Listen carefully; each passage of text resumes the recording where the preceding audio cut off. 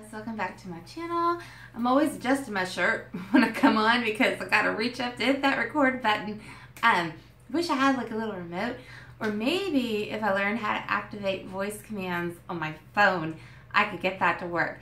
Sorry I didn't come on since Monday, babies. We had like a crazy week. I hope you guys have had a wonderful week.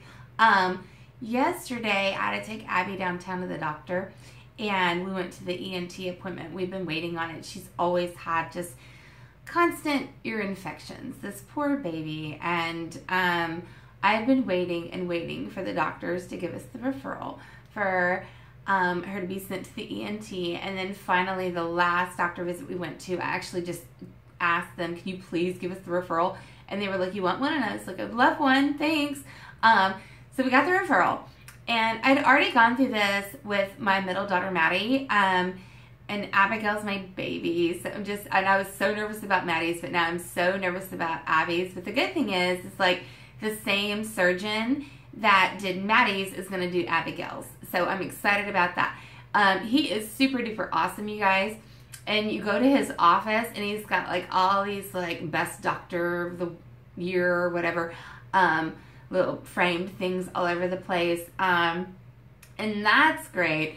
But the reason I know that he's a good person, you guys, and y'all will know too, especially if you're anything like me, he's got a band, okay? It's like a rock alternative band, and it's called Sex Panther, okay? If that doesn't tell you that he's a good person, then I don't know what will. I love Anchorman, and when I found out that he had the band and that was the name of his band, I was just in love. I was just like, are you kidding me right now?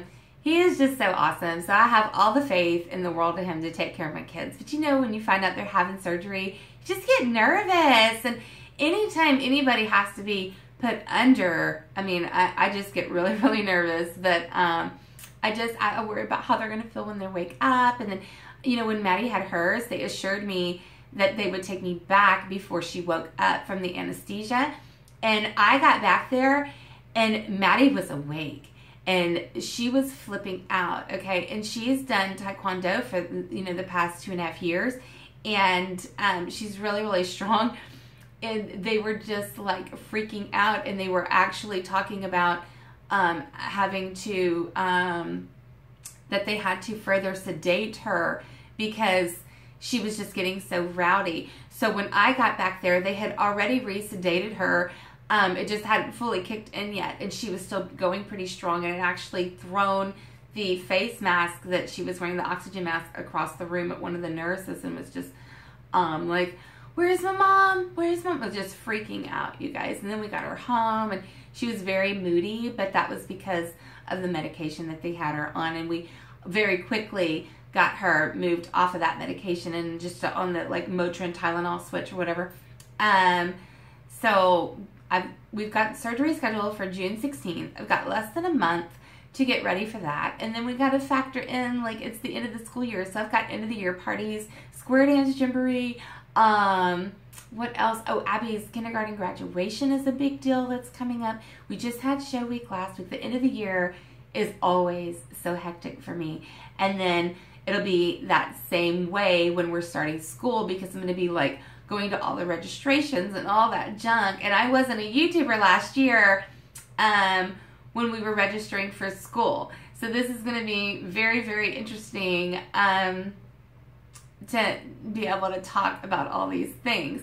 And then I want to tell you about what happened at show week. Okay, so I love that theater. Everybody there is like family, and now that Maddie is older, I kind of just do the drop-off thing. When Maddie was younger, I would go in there and stand and mingle with all the moms and everything else, and now I just kind of do the drop-off thing. Abigail is still younger, but Maddie walks her into her class and then grabs her from class and then brings her to the car. So I never really have to interact with anybody inside. So when it's show week, I get really excited because I get to see all the other moms and all the other kids and all this stuff. So the first night of show was Tuesday night. Monday night was rehearsal. So Tuesday night we get into the theater, and this lady walks up to us. Oh, no, that was the second night. Okay, right? Yeah, that was the second. Okay, so the first night we walk into the theater and I walk up and this lady is sitting in our seats, okay? And I look up at her and she was like, "Are these your seats?" And I was like, "Yes." And then she was like, "We have family coming in tonight. Would you mind sitting in our seats, which are down there, because we were unable to get seats together." And her seats were like all the way at the end of the row, like by the wall. And my kids are on opposite end of the stage. And at first I was just like, you know what? I'll go ahead and I'll do that. And so we moved down there and I'm sitting in the seat and I'm like, I cannot sit here. I can't even see the kids. Abby's not going to be able to see me. Instead of doing what she's supposed to be doing on stage, she's going to be up there like this, looking for mama. And I'm just like, I can't. And so I said, "I'm so sorry, but I can't do it. I'm going to need my seats back." And so she gets like kind of, you know, her waters were choppy. We'll say that. And she gets up and then I sit down in my seats. Well, then here comes the rest of the people that she's sitting with. And they were like, "Excuse me," with this lady. She's like, "Excuse me, ma'am." And before she could get out what she was going to ask, the first lady leans up and she goes, "She was not going to do it. I already asked." And then she was like, "Wait a minute." And then she was like, "I was wondering if you would like our seats down here that are closer and better seats and we can have your seats." And I was like, "Absolutely, we can do that. I would totally take the better seats." Which the first lady should have offered me in the first place. So that was the first night of show, seating drama. Okay, then let's skip ahead to Thursday night show. David and I walk into the theater to our seats.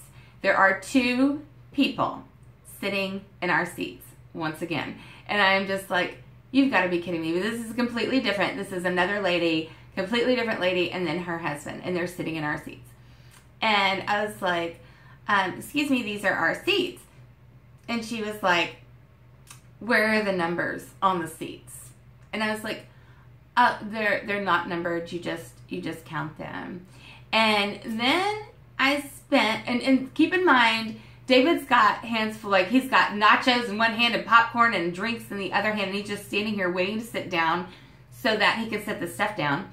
And she spends, and I shit you not, she spends the next 3 minutes mumbling to her husband about the seating and the ticket. She's got her tickets in her hand.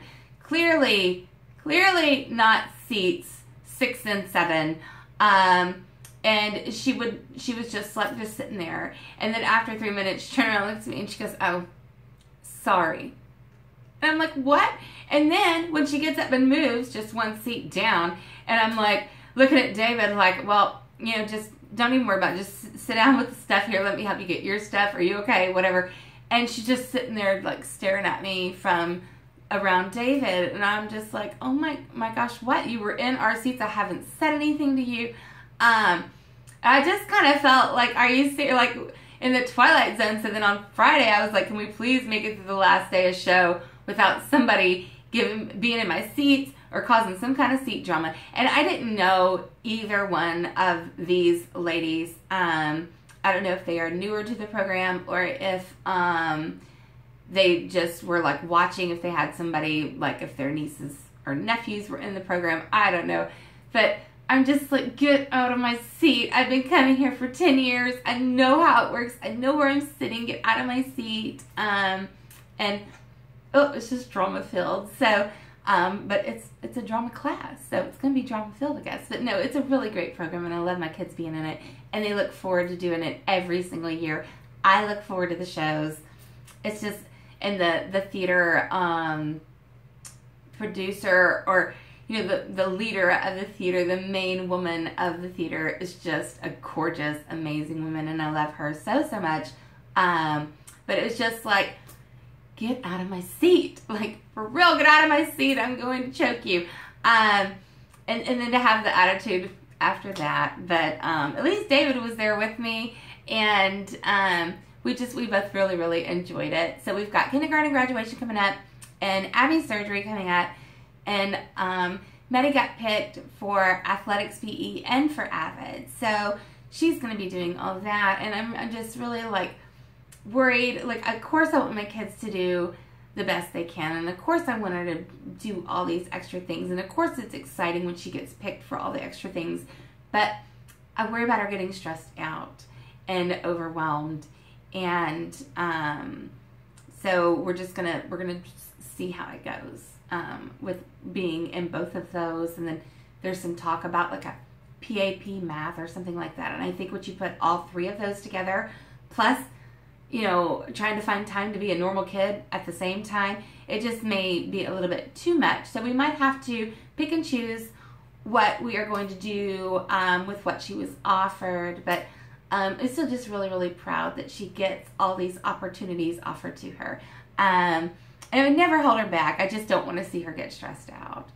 So, I don't know, if I'm not coming on as regular, it's just because it's the end of the school year and everything's getting a little bit crazy. But then it'll be summer and lazy days until the 16th when it's time to have surgery. And the couple days before that, I'll really be like scrambling around to get stuff done. I promised Abby I would take her to the store and she could get her own grocery cart, and I would walk her to the ice cream aisle, and she's going to get to pick whatever boxes of popsicles she wants, whatever ice cream she wants, puddings, I think it was Jell-O's, and then she can have like mashed potatoes and macaroni, but only soft foods. So we're going to get like chicken broth and stuff like that for her, and lots of bottled waters and things like that, just to get ready. And the doctor was really, really good about explaining everything to her, so she's not near as nervous as I am. But I get nervous. So prayers and good vibes and well wishes and all that are always appreciated, and I know you guys are full of them because you're just so awesome. And that's my update for today. But I will hopefully be filming tomorrow when I get home from work.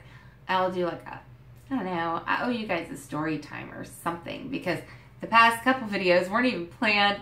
And then today's video wasn't even, I wanted to film today, but I wasn't sure what I was going to talk about. And then when I found out she was going to have surgery yesterday, that was the perfect excuse for me to tell you guys about Dr. Roy and his band Sex Panther. So I love you guys so much, and I will see you tomorrow, hopefully. And if not, then I'll see you when I see you. All right. I hope you guys have a great weekend if I don't see you tomorrow. Okay, bye.